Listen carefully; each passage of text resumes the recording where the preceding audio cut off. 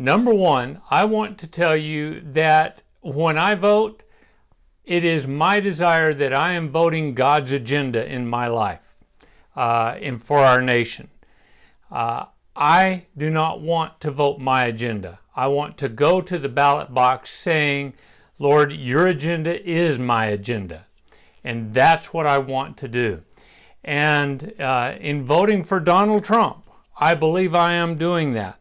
So there's several considerations that I want to examine, and it's going to take about 5 different short videos to do that. Number one, on my list of 5, well, I'll give you all 5 of them right now. First consideration, who does the media support? And that, by the way, is the least important consideration, but is the one that's on my mind this morning. Second, just going right through them real fast, who is pro-Israel, who is pro-family, who is pro-marriage, who is pro-life. And so when I look at those things, then I come to one conclusion, that in integrity and in all honesty, I can arrive at no other conclusion but to vote for Donald Trump. And trust me, this is not a paid political endorsement. If anyone wants to pay me, that's fine. I'll give you the information. You can send me money. Not a problem, but that's not what this is about. This is about voting God's agenda when I go to the polls. So the least important one is the media. I want to get it out of the way, but it's irritating me so very badly. So who does the media support? Well, the mainstream media supports Joe Biden. Hands down, I don't think there's a debate on that. They favor Joe Biden. You can go back and just look at all of the things that they have given him a pass on and how they endorse his positions on issues. Even whenever he changes his position multiple times, they still give him a pass, and that's just wrong. The other thing is they hate Trump with a passion. They hate him with a passion. And so you can ask me why I think this is a valid indicator to use the media to help me determine who I'm going to vote for. Well, I'll give you this. God says, I created. Well, the media says, no, we evolved. They're all in favor of evolution and denying God. God said, I created mankind in my own image, male and female, I created them. And you know what the media says? It says, no, there's over 20 different genders. Not only did God not create, we evolved, and we're evolving into 20 or so different genders. God says that I created the nuclear family with one man and one woman, and the media says, no. It's anybody want to marry anybody. And if you don't think I'm right, they're giving the pedophiles a huge pass on supporting their agenda. It's just another gender preference. That's all it is. And that's garbage. Pedophilia is pedophilia, and God hates it because it mars the image of Him that He has created in children.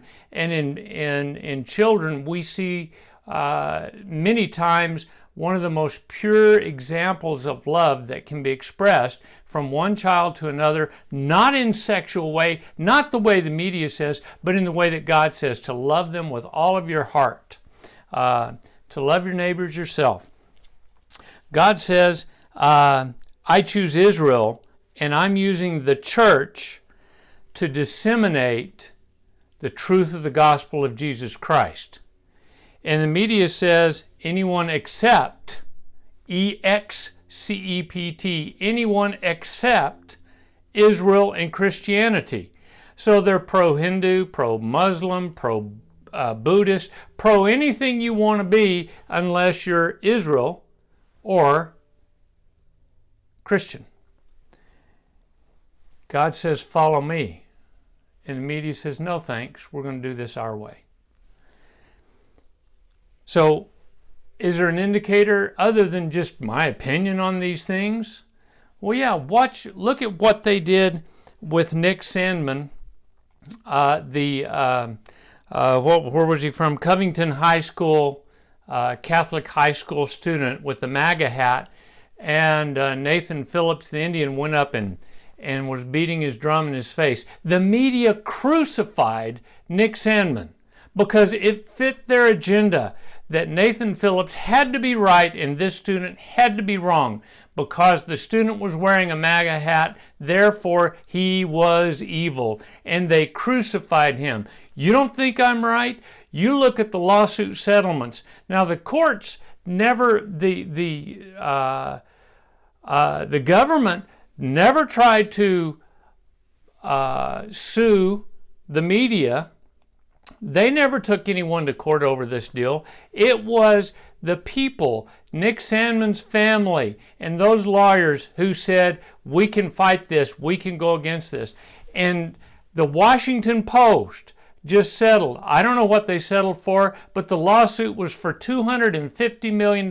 They settled out of court, and that was only one settlement out of a whole bunch of settlements that are going to happen, that the media has to finally come to reckoning that they took a high school student and destroyed him. Their agenda is more important than a child. That's just wrong. I could go on and on. We no longer have a mainstream media dedicated to being a source of news for the American people. We have a group of agenda-driven, unscrupulous, self-serving, prideful, God-hating, truth-hating thugs that want to control what you say, what you do, and even what you think. Therefore, if the media supports Joe Biden, it's a really good indicator that I should be looking at Donald Trump saying, should I vote for this man? And I think we can say it like this. Round one goes to Donald Trump because of the media. But then, what about those issues? Pro-Israel, pro-life, pro-marriage, pro-family. Who's going to win the next 4 rounds in this debate and in this fight for the truth and in this fight for America?